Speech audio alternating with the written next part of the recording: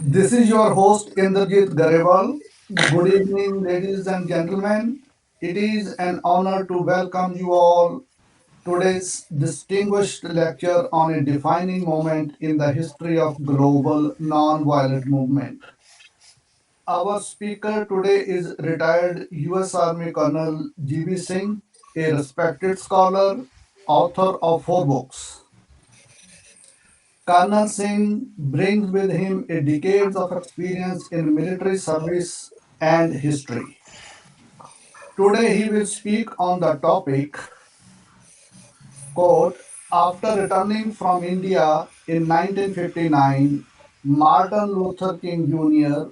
delivered a sermon on Gandhi at Baptist Church, end quote. This lecture explores Dr. King's encounter with Gandhian philosophy and how he changed his fight against civil rights. So please join me in giving a warm welcome to our distinguished lecture guest, retired US Army Colonel and author G.B. Singh. So Colonel Singh, you can take the floor now. All right, thank you. Everybody can hear me? Yep. Yes. Great. All right.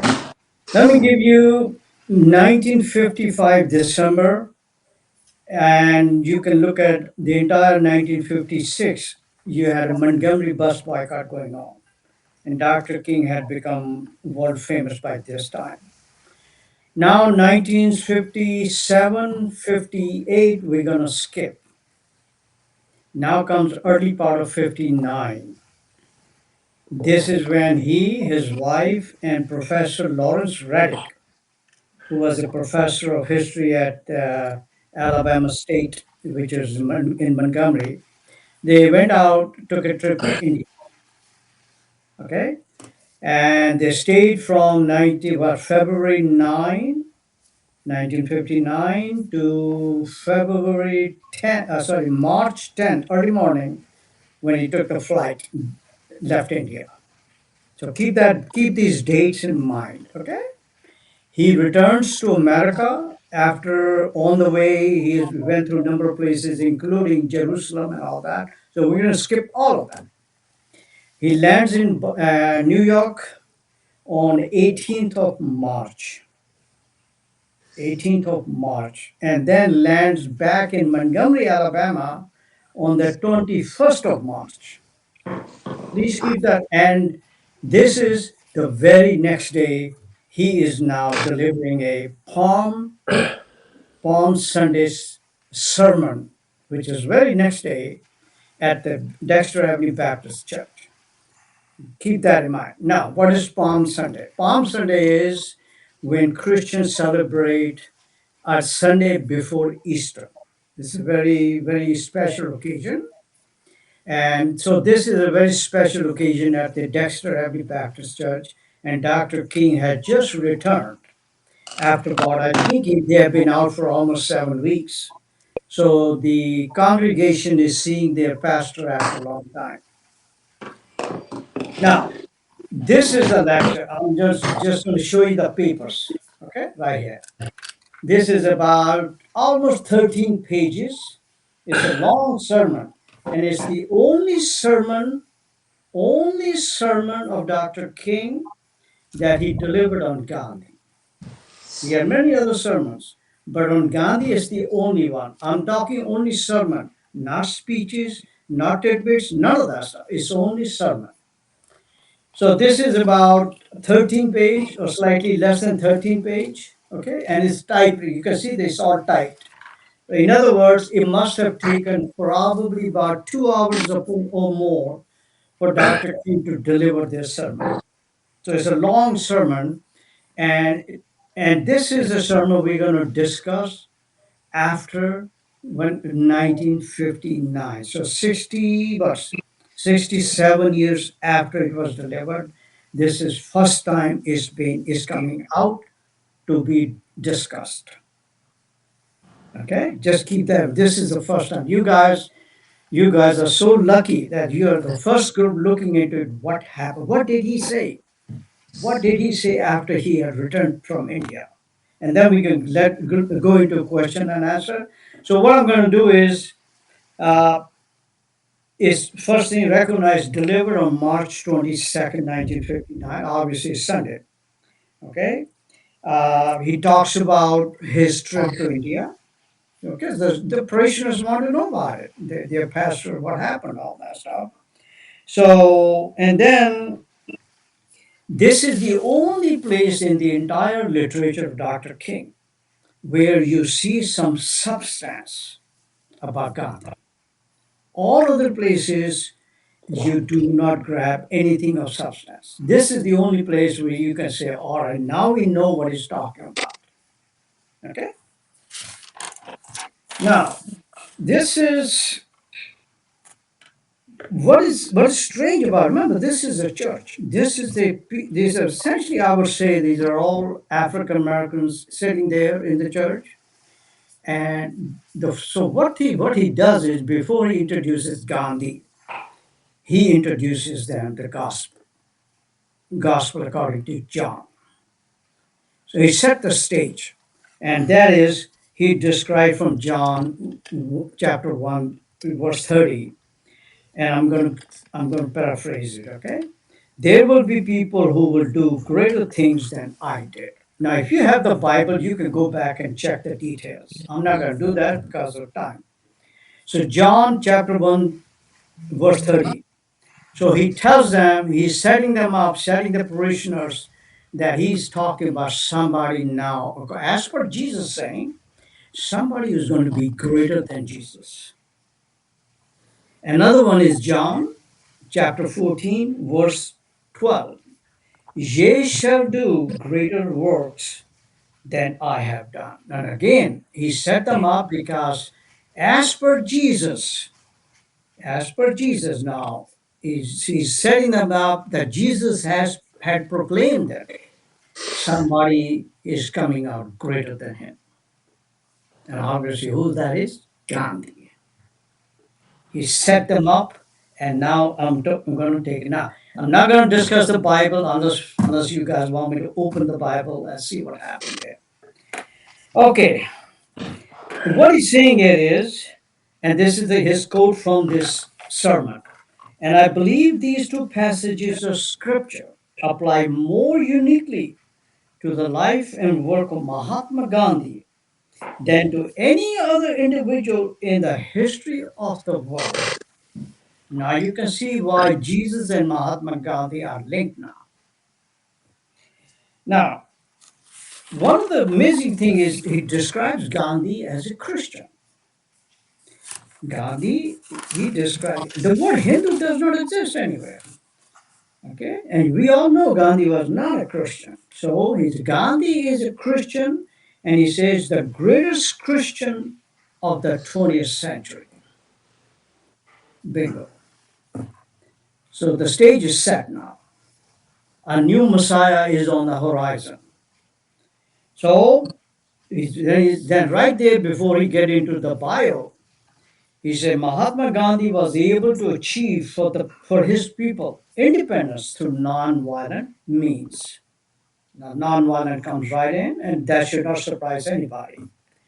So let's look into the biography. As I said, this is the only place where you can see some substance.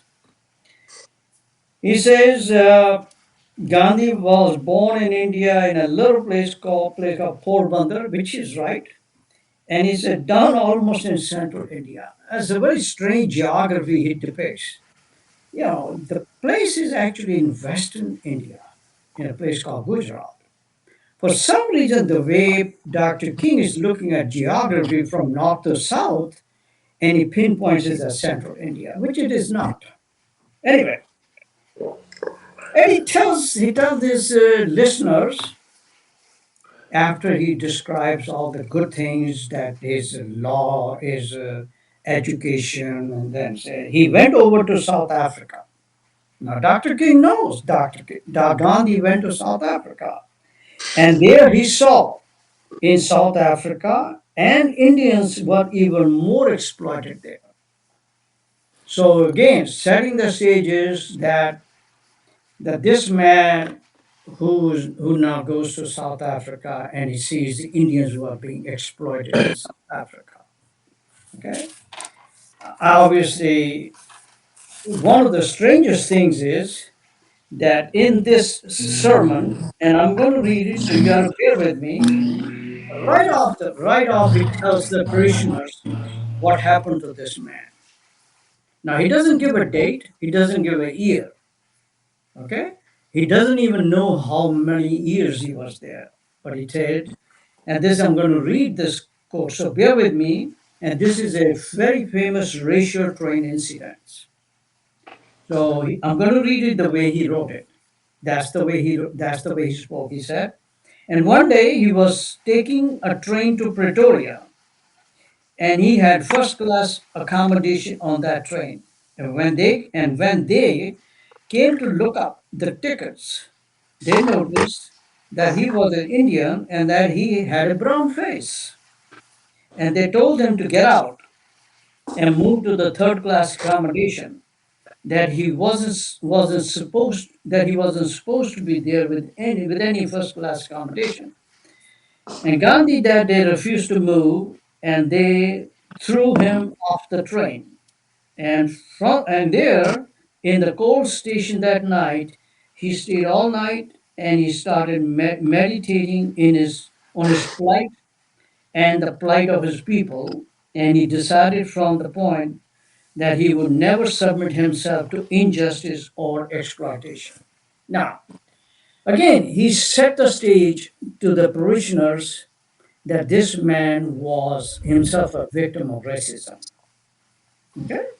And and again, question really comes up, and we'll talk where did he get all this stuff from? We can talk onto this. So, and from there, very strange.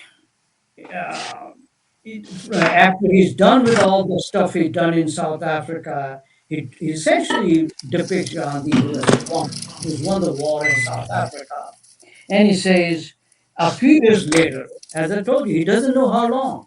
A few years later, after he won the victory in South Africa, now he has come back to India and to do the same thing. That's what he's going to do. Okay. Now, as I said, there's a lot of history there that we can look into it. But very strange things is happening. He's referring to somebody, president of India. This is sermon going on. And this president of India was a lawyer who had made almost 1 million rupees. Then he says $1 million. And he left it and turned it all over and moved into the movement. We don't know who's talking about, but the editor at the bottom says he's referring to Motilal Nehru, Jawaharlal Nehru's father.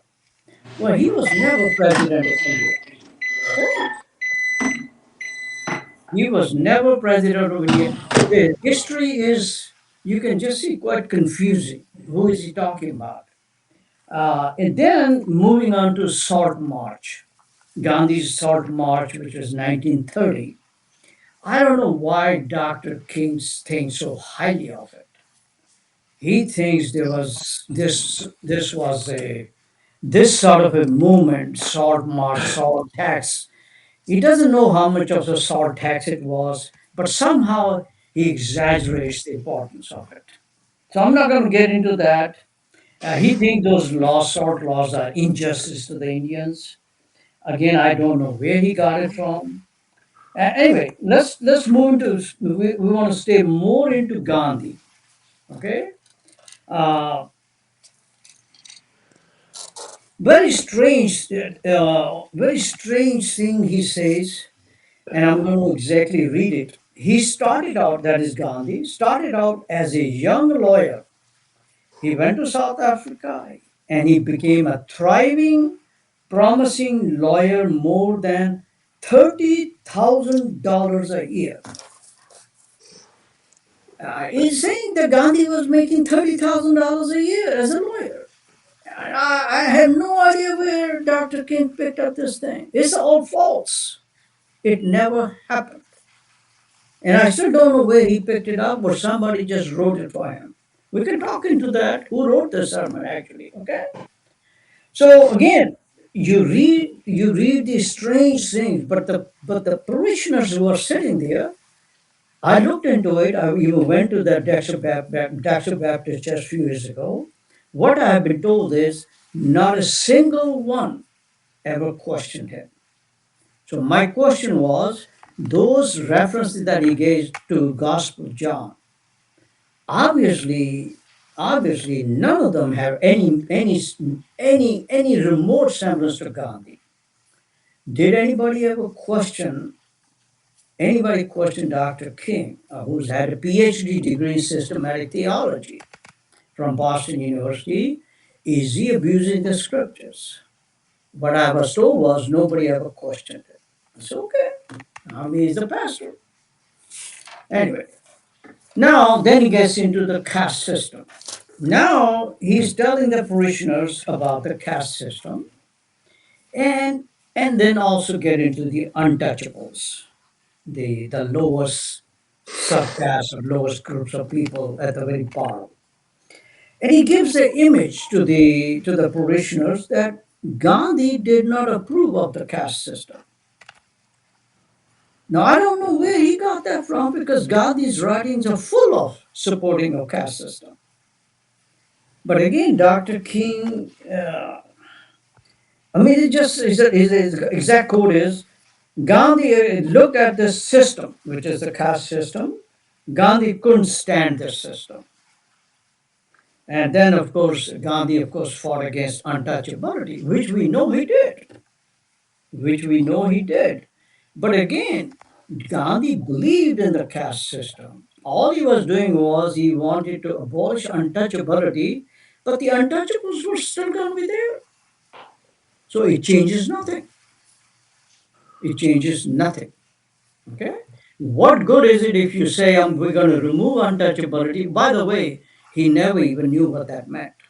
We can talk on that later on. He was trying to ask other people what does it really mean. He did not know that. But nonetheless, if you're going to leave the untouchables as untouchables, then the untouchability is going to come back. And later on, when he came back, he did ask another individual who had went to India earlier. He asked him, "What the hell is this untouchability?" Okay, because he did not know what that is. Anyway, and then to make this point so good that Gandhi really wanted to bring changes. He tells them that Gandhi, when he came back from India, which would be 1915, Gandhi adopted an untouchable girl as his daughter. He didn't tell much of anything beyond that. But what he's giving is the image to the parishioners that this is a man who did so much these wonderful things in South Africa. Once he win the victory, he comes to India and he did all these things and got this independence from the British. But more than that, he's out there to destroy the caste system. And in pursuit of that, the untouchables, which we can call them black people of India. And later on, we can talk on that. That's what he understood. Now he's saying that there's a girl that he adopted as his daughter. So you can see this Gandhi is really now looking like a messiah. Okay, he is not just equal to Jesus; he's actually bigger than Jesus.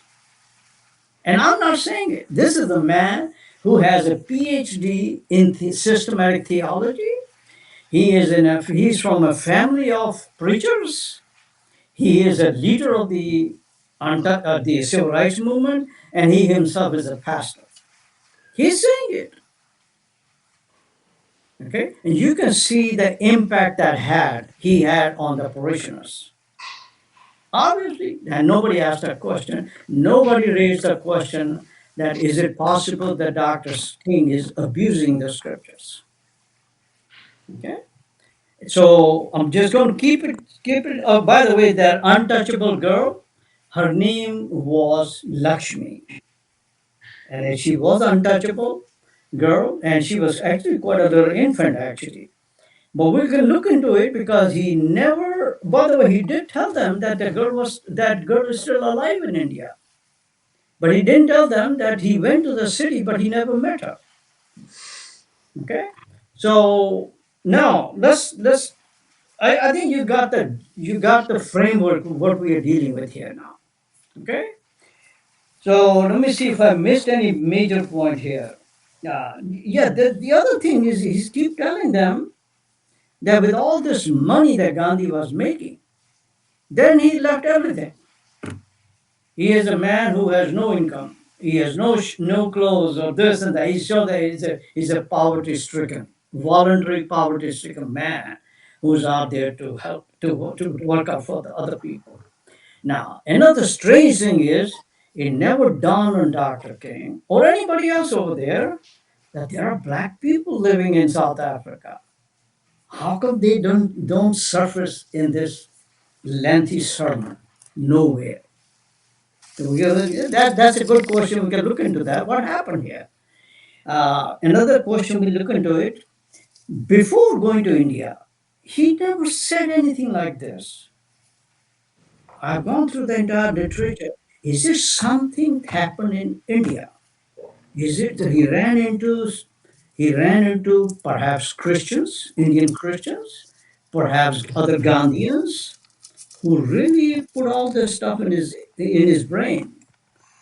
Okay, as possibly. Other thing is, I've been looking into it.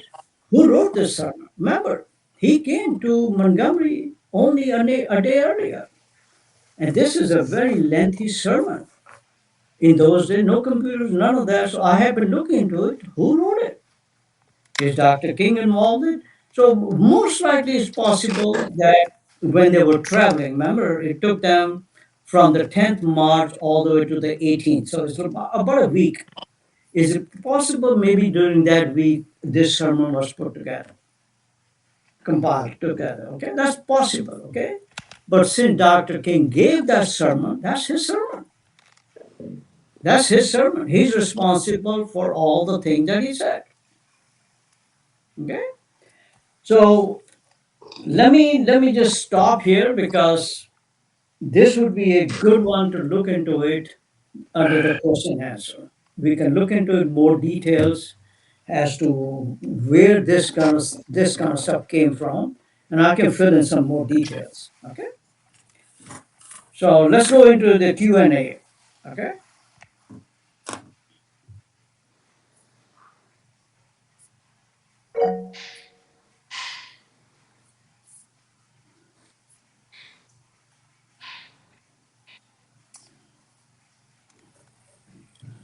Sir, can you hear me?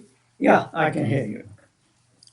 Okay, thank you very much. Very informative lecture and well argumented, although it needs more details from. Uh, but you have mentioned that uh, there is mention about that he belonged to a poor class. He had no dresses like this about Gandhi. So what was the situation actually? Was Gandhi a poor man? Never, even when he dressed like in a dhoti, as a semi naked man. Uh, Now we're talking in India.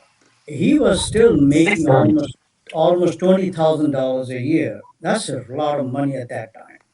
Okay. When I say he was making enough, that means under the table he was getting that money so that he can look like a poor man. Looking like a poor man is not equivalent to poor man. Okay. So can you quote any reference, please? Yeah, I mean, I have. It's not in this sermon, but I have documented in other places who were those people who were giving him money and what was the purpose. So it's very well documented. All of those capitalist class in India, they were giving him money, and what was that for? Did But he again, own? Dr. King does not know these kind of things. Hmm. Did he own any property? Not that we know of, but those ashram, those communes, these are big communes. They were all bought for him. So he was living in them. As I said, he was living them in those communes free, and plus he was being funded a lot of money in those days. For example, his secretary, or one of the ladies political lady, Sarojini Naidu, very famous woman. She used to say that it takes a lot of money. It takes a lot of money to make Gandhi look like a poor man. Mhm. Okay, so I mean, that stuff was going on. So you could call it a deception, and that it was a deception for a man who takes so much of money but portrays himself as if he is poverty stricken. Mhm. Thank you so much. So other people are requested to. Hello, can you hear me? Yep. So, Kansab is a great information. So, we can conclude, we can say that whatever they told him, he came and regurgitated in his lecture here. He probably did not do any research, he didn't know truth about Gandhi. But this is a great academic exercise for somebody like you bringing out the truth. But you tell King's supporters, it'll be just like telling America supporters who nothing will sink in. It'll just go over their head. So, yeah, it's a good still to do the academic exercise, bring in the truth. But a lot of people who believe in them, they probably will not change their opinion. I'm That's not saying true. it should not be done, it should be done. But the thing is, a lot of these things are going on. That's why, look what's happening in Punjab. Now is in Haryana, the guy who committed murder, rapes, and all that. Uh, he goes on bail for 40 days, and other people are in jail. So somehow these people get away with that. And a lot of the information, those days there was no social media. I think there's people just believe what they were told, and they just kept on telling the other people. That's all true, but here's the deal: is this particular sermon. And by the way, Dr. King had lots of sermons. I think all of them, but it's the only sermon on Gandhi. Okay. Now, as I said, this sermon we are talking first time. First time is this in our history is coming out after about 67 years or so, if I'm counting it right. So this stuff has never come out. I've shared it with a few friends like Dr. Sandhu, and there's another girl in local here in California. I've shared that with her, but that's at personal level. This stuff is actually first time coming out. Now, let's say somebody else gave him the false information. I mean, that's possible. The question I always had, and I struggle with that question, is that this is an individual who had a PhD in systematic theology from a very reputable university. Those references to the Gospels, he should have known. He should have known that there is no connection with what Jesus was saying or in what context he was saying, and then give a gap of more than 1900 years and then put it to Gandhi. I think that is Dr. King's responsibility to make sure he does not abuse the scriptures. That's his responsibility, given his knowledge, given his, as I said, he's a pastor, and his daddy was a pastor, his grandparents were pastors. This guy comes from a family of pastors. They are used to giving sermons, and you would hope. Now he's the. I don't think other his ancestors went through a degree of like PhD, but he did. He had just what he got a PhD in 1955, only 4 years earlier. Okay, so the Bible should be fresh in his mind, and then easily one can check on it. One can easily, like I have the Bible right here. I can immediately take me 2 minutes. I can check those references. Okay, and I've shared it with, by the way, I shared it with some other friends who were well known within the church. And I said, am I right? This guy is abusing the scriptures? And the answer was yes. Now, he's not alive, so I cannot ask him. As I said, when I went to Montgomery, Alabama, I looked into the, of course, I couldn't find any one of those people sitting there at that time, but what I've been told is nobody ever questioned him. I said, okay, what can I do? Now, let's look into the story on the train incident that he, now where did that, the way that it's written, most likely it has some links with the Gandhi's autobiography. I'm not sure he read that.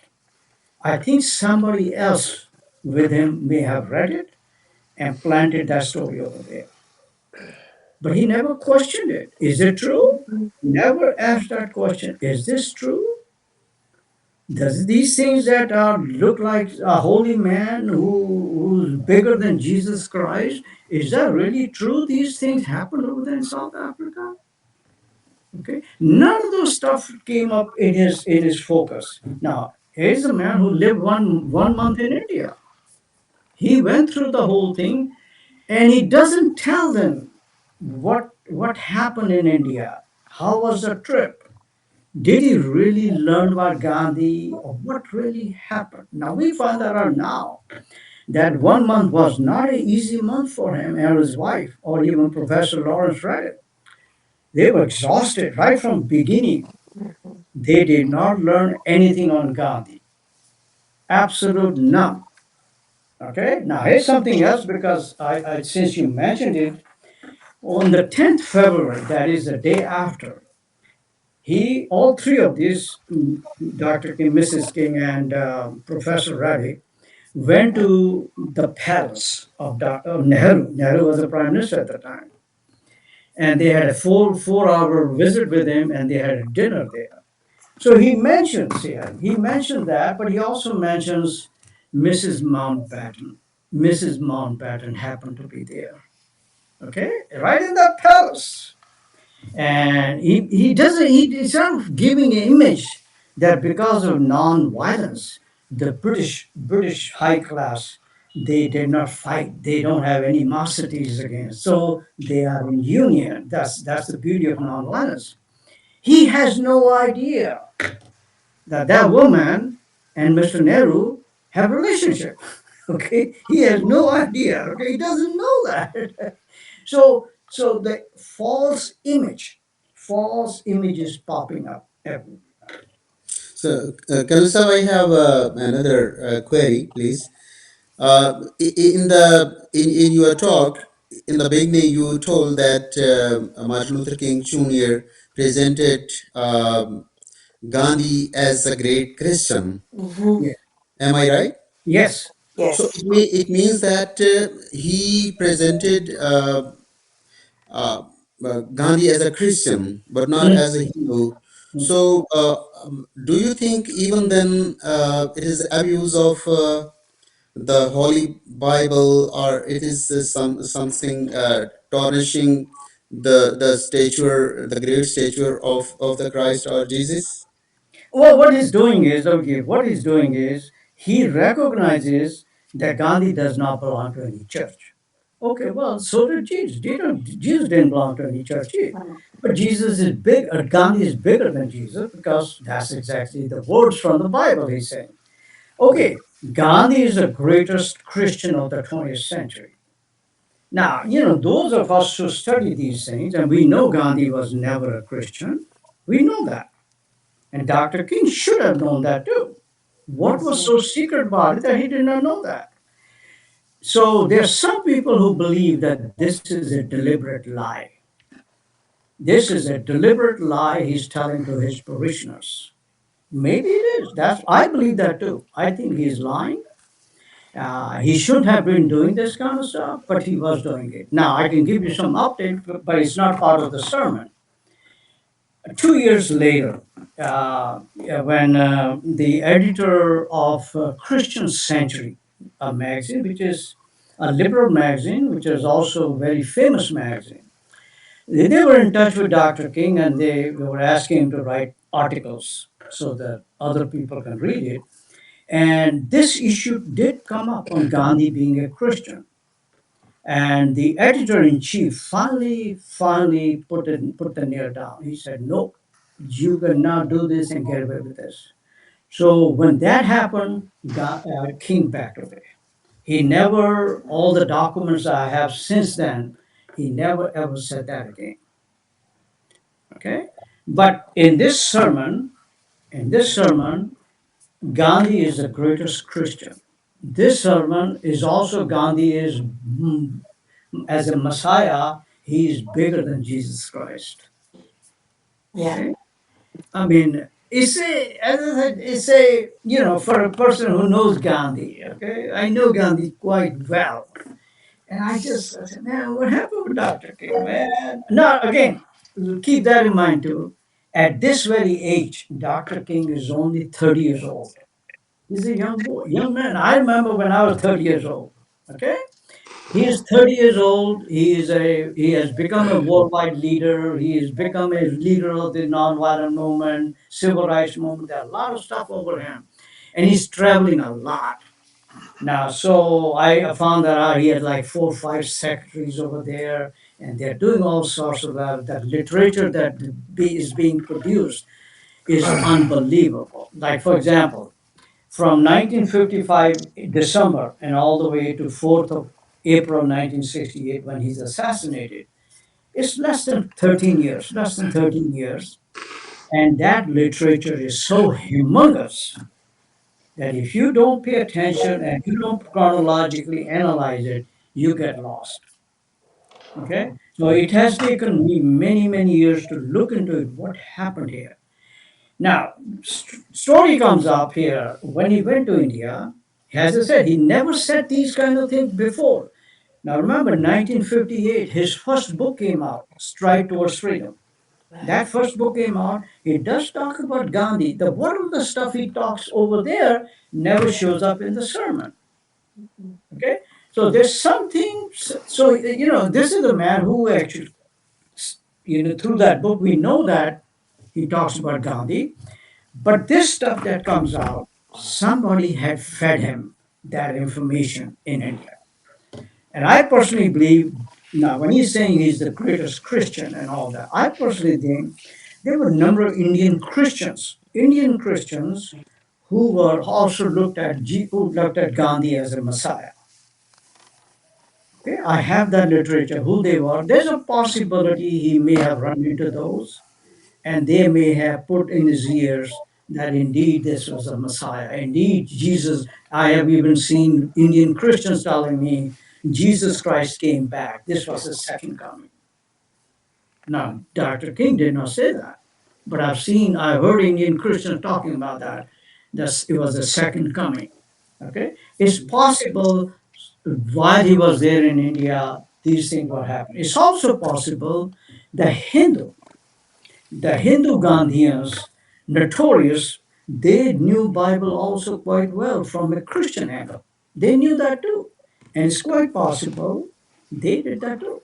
They could have done that also. Okay? But what is happening here is that instead of learning about Gandhi, actual stuff, he ended up getting a false propaganda. And that's what we see in this sermon, a false propaganda, okay? Promotion of a racist, promotion of the world's biggest racist you can come across. He doesn't know anything. Nor did he ask that question. He's a black leader, Dr. King. He should have asked, man, South Africa. He should have triggered right there. There are majority of the people blacks. He should have known they were suffering much more than the Negroes in America. He should have known that they were also one-time slaves and all. I mean, should have known all of that stuff, and he should have asked that question. Wait a minute, Gandhi lived there. No, he doesn't know how long. At least from the sermon, he should have asked, man, what happened over there with black people? Not even a question comes up. This idea, this stuff I'm telling you, the first person who raised that question was me. This is now when I became a member of SNCC, Student Nonviolent Coordinating Committee. And when I attended the meeting, this is what I was raising that question.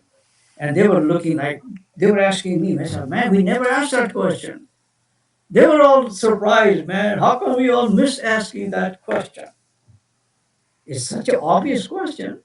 But, I tell them he lived there 21 years. That's a long time. What was his relationship with black people? Nobody asked that. Dr. King never asked that question. I think Dr. King never knew about that thing even during his entire life. This was a it remained vacant. He did not know that. Now, even though credit, we'll talk about somewhere in mid 60s, he left Gandhi. He moved away. He moved away. Now something happened. We will reach that stage. But I don't think he ever knew that Gandhi was that violent and racist. I don't think he ever knew. He left Gandhi for different reasons. And we can look into that down the line, what really happened. Okay? Okay, so thank you. Anybody else? Hanji, can I speak? Yeah. Sure, sure, please. Hanji. In 1975, I remember I was driving and I used to listen to the radio, Billy Graham's lectures. So he says 1975, I don't remember the month. I remember the story. He said India is poor because India is not a Christian. Okay. So what I am trying to say in the different institutions of different religions, everyday preachers, professors in the classroom, what is being told and taught uh, is a lot of inaccuracies, deliberately or unknowingly. I think that's why we need researchers to find out what the truth is. And even you find out sometimes it's very hard to explain to people because they have their mind made up. So when people perceive the wrong thing to be true, it's very hard to change their opinion. I think that's why these preachers, in general, I'm saying, they are very good at mind control. So that's why, the people who are listening to him, probably none of them had education at his level. They probably did not even read what he was talking about. Thank you. Yeah, a good point, good point. Uh, but again, as I said, we're talking about great, we all revere Dr. King. We have a national holiday after him. I mean, how many people can you count who have a national holiday after him? I mean, such a unique figure in our history when it comes to civil rights. And, those of us who respect him, really, we have a soft heart towards him and the movement. But when we read this kind of stuff and we just wonder what happened here, what happened, why he fell to this kind of stuff. And again, I think the questions we can look into it when he went to Crozer Seminary. There's something that happened over there, and this may not be the right place to look into it. But something happened at Crozer Seminary. I think he was another white pastors because that's what a white institution at that. They, I think, put some stuff in his brain, and but it stayed there. And then when he went to Boston University, that when he did his PhD, and I looked into all of that stuff, he never even one time checked out a book on Gandhi. I had a librarian over there. He had all the record. He never checked out a book on Gandhi. For all the time he was doing PhD, Gandhi never surfaced. And when he moved to Montgomery, Alabama, from there, this in 1954, latter half of 1954, his PhD dissertation was still he was working on, and he became a pastor in Montgomery, Alabama. There's no Gandhi. There is no Gandhi anywhere. And now comes the 1st December 1955, when Rosa Parks did what she did. That triggered the movement.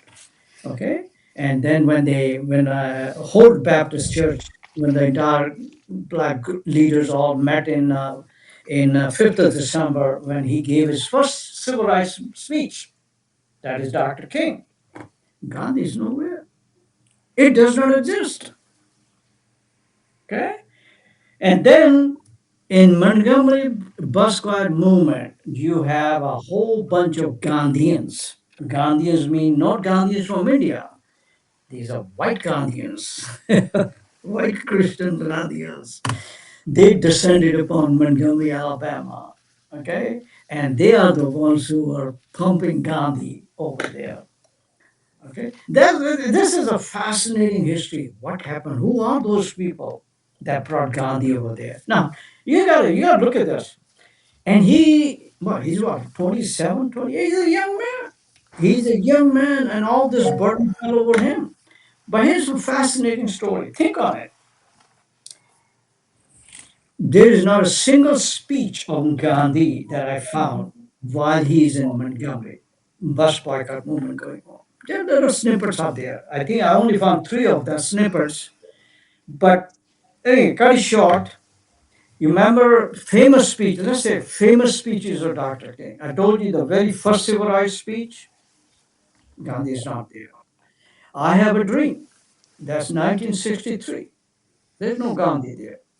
When he gave that speech accepting a Nobel Prize, Nobel Peace Prize in Oslo, 1964, there's no Gandhi. Okay? You look into it, letter Birmingham, letter from Birmingham jail. That's we know he wrote it. We know that he wrote it. And it's a big letter, and there are so many names of the people. But Gandhi is missing. I can give you on and on. His most important speeches, Gandhi is nowhere. What do we do? What do we make of it? As I say, this research has consumed me more than 30 years now. Okay? So I can now put it together what really happened here. I can put, I think this is where we are, this research that we are putting together, what happened here. Our job is, our work is not to discredit Dr. King. Of course not. That's something we don't have any plan on doing it. But at the same token, it's also able to rescue him and the black people and all of us from the clutches of Gandhi. I think that's what is more important.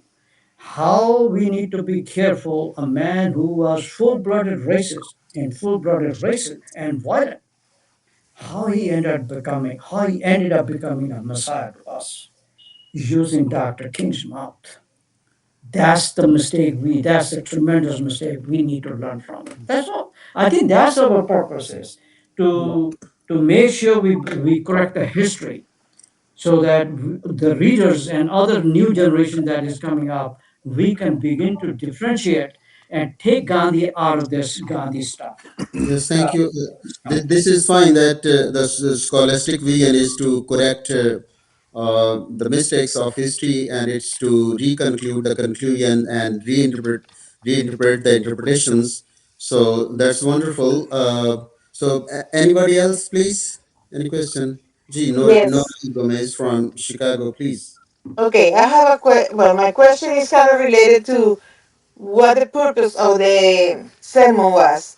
So if we keep in mind that this is 1959, right? So around this time they're running out of money to keep going support the movement. So they need to find the sponsors, right? Right. Gandhi is at this point he's like a superstar. He is the greatest thing ever, and everybody's looking up to him as this hero. If Martin Luther King aligns himself to Gandhi, wouldn't that attract more people to donate? Wouldn't that be kind of like a strategy? If they see that I'm aligned with him, if I can um, compare myself to him, wouldn't that this will move the or bring the movement to a more global space? Because now Gandhi is a global figure. So if you align with him, you kind of become more of a global movement. The other thing is, again, they don't have money, so this sermon could be more of a let's get people to donate situation than anything else because obviously he didn't know much about Gandhi. And that, I mean, he makes it obvious. And when you see the speech for a Christian, I happen to be Christian, it's very offensive because he's comparing a human, a normal, a man that now we know he was a racist and he was anything but a good guy. Um, you're comparing it to our eye, to the person that we follow, to Jesus Christ. So when I was reading it, I was very offended. But would you agree that this could be a kind of a way to get people to donate to get more money? Sure. Very well said. Let me give you back it up with what you're saying. In the history of civil rights movement, okay, the history that we read, there are two, three people that stand out. One of them called David Garrow, Garrow. Mhm. David and I, we met when we were at the Snake, and David shared his feelings about. He said that this Gandhi and Henry David Thoreau, they were brought in, and not to that black people were having this movement going. He said they were brought in to convince the white Christians of the North, to show it to them that this movement has philosophy behind it. Okay, so they were giving some credibility to the movement. Mhm. That's what David told me, and I think David has a point here.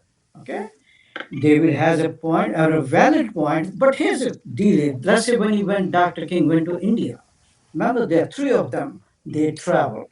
What I found, even though he had an invitation letter from Prime Minister Nehru, guess what? Not a single one of those Indians or Indian government ever financed him money wise to come to India.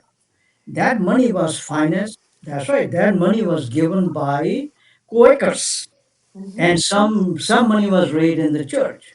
Okay, Mhm. so if you're looking at the money wise, the American Christians were putting money to it. Okay, now I think one of the things that I have looked into it, that definitely in his mind the idea of PR, public relation, because his name has been tied up to Gandhi. Okay, and he's not the one who did it. I think there are others who are doing it to him, and we can talk into another who are those guys. And these are all American liberal Christians who are doing it. Okay, they hooked Dr. King's name to Gandhi. Now I don't think Dr. King had the strength to dissociate from those. So now some of the things I can talk into it, like there was a guy there, and Richard Gregg, Gregg.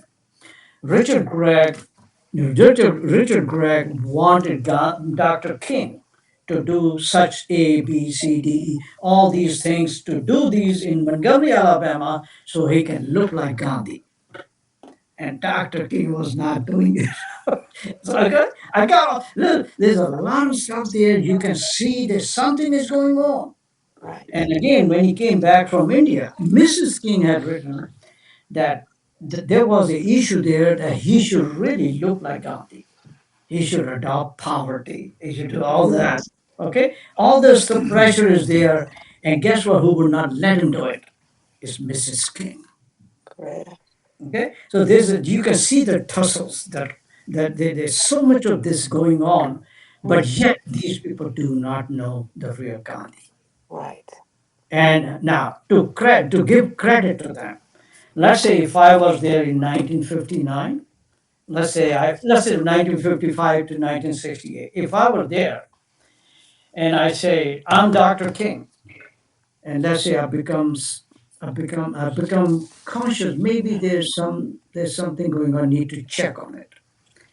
I would not have been able to find the real story of Gandhi. I would have looked everywhere. That stuff, which I brought it out a number of years ago, That stuff was hidden, and at that time in America, in any American library, none of that stuff ever made it to Yeah. American libraries. So even if he had, let's say, worked out to find out the truth, he would not have been able to find it.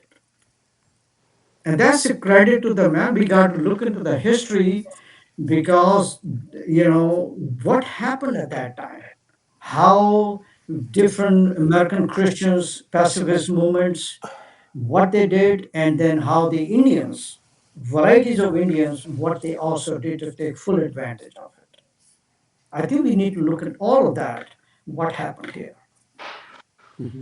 Any question, please?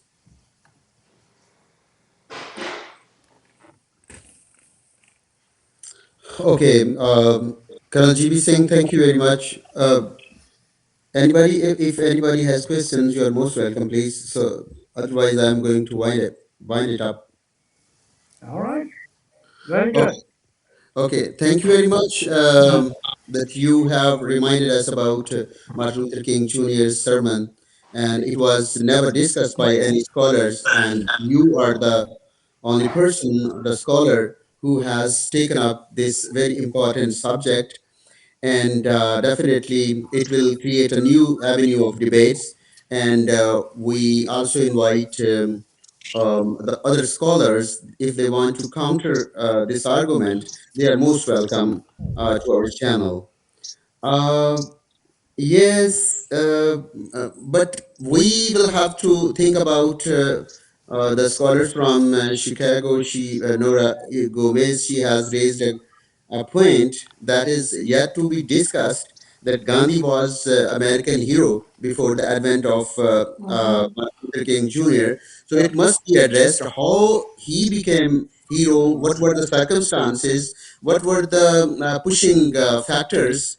Those elevated the Indian leader to the status of heroism in America. So that need a deep study. So definitely we will request Colonel GB Singh that in the coming lectures or seminars, he must take up this issue.